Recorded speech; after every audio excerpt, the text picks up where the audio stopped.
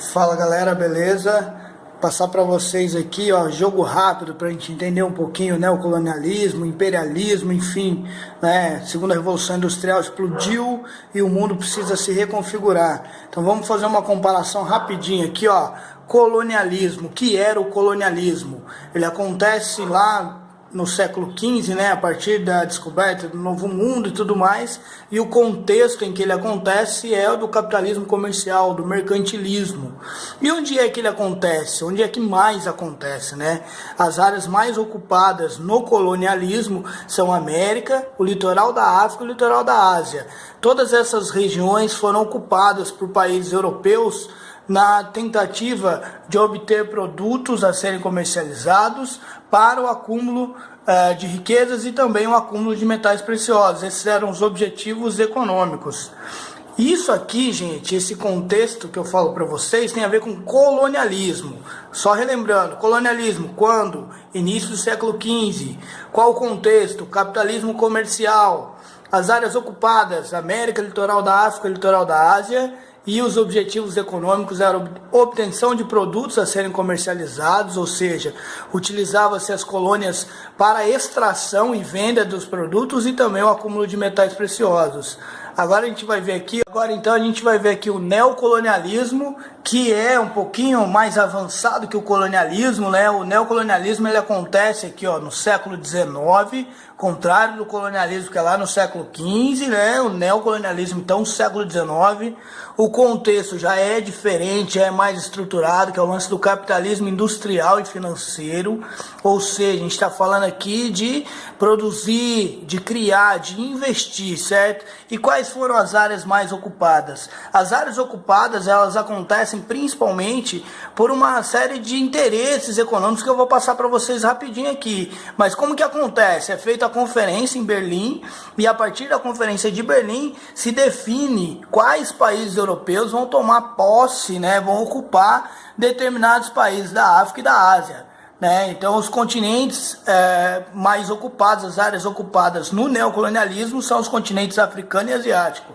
E aí, como eu disse, os objetivos econômicos então, ó, muito mais estruturados, mas era busca de matérias-primas, mercados consumidores, possibilidade de investimentos do capital industrial e financeiro. Ou seja, se a gente olhar aqui e fazer um panorama rapidinho, o neocolonialismo, ele tem como objetivo econômico muito mais coisas. Ao invés de só extrair, né, como a gente vê aqui, por exemplo, ó, no colonialismo, eles queriam obter material para comercializar e acumular metal precioso.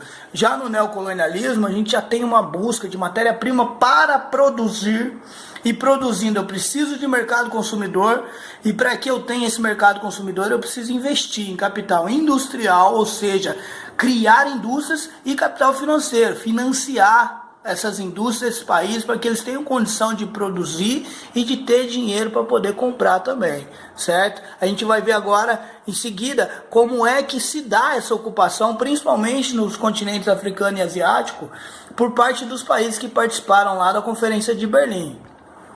E aqui para a gente finalizar rapidinho então, ó, como é que se dá essa dominação imperialista, dominação no neocolonialismo, né? Separei para vocês aqui alguns países, o que aconteceu com esses países, como é que eles foram tratados, enfim.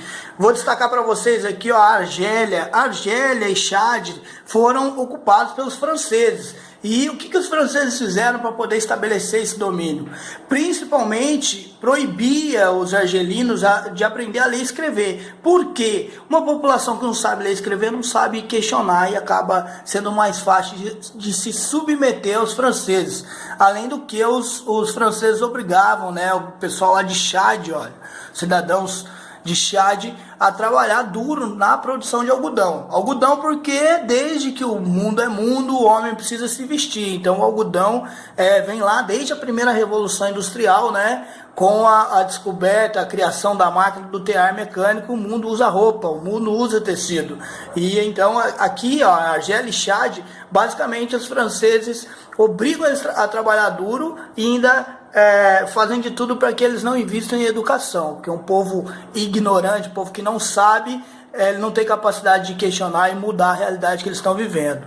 A gente tem aqui, ó, a República do Congo. Congo foi um fato interessante, eles foram ocupados pelos belgas, e os belgas estabeleceram lá em Congo uma rigorosa exploração econômica, com a extração de cobre, diamante, ferro, borracha, produtos agrícolas, ou seja, a Bélgica fez a limpa em Congo, e por meio de uma pressão política que eles fizeram ao rei congonês, porque ele usava de violência extrema e tudo mais, os belgas conseguiram fazer uma pressão política para poder fazer esse domínio, essa ocupação em Congo, e acabou que os belgas faziam a mesma coisa com os congoneses, né? Eles obrigavam eles a trabalhar principalmente aí, na extração de produtos, né? Cobre, diamante, ferro, borracha, produtos agrícolas, enfim.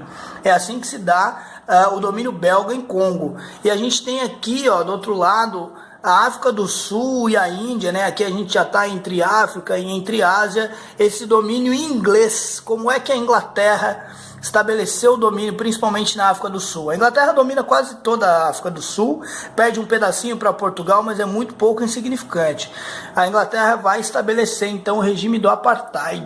O regime do apartheid, né, que vai impedir que os negros circulem em locais de branco, enfim, o negro não tinha direito ao voto, à propriedade privada, e eles eram obrigados a realizar determinadas tarefas, não podiam fazer o que eles quisessem, era só o que os ingleses queriam.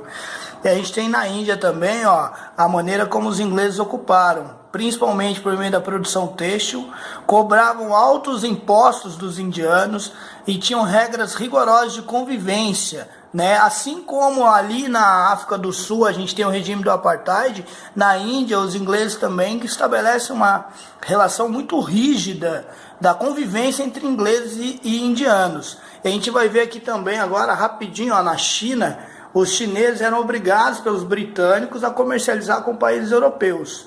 E além disso, a Inglaterra, né, os britânicos inseriram a droga do ópio, né, na China. Acontece que num determinado momento os chineses conseguem interceptar um navio inglês que estava levando o ópio para lá, afundaram, e aí houve a guerra do ópio, né? Os chineses afundaram essa droga no oceano para evitar que chegasse até a China, e aí a Inglaterra então entra com uma força armada muito grande e dá fica quieto aí chinês, né? Manda eles ficarem na deles, porque senão o negócio ia piorar ainda. A força armada inglesa era muito mais forte do que a chinesa.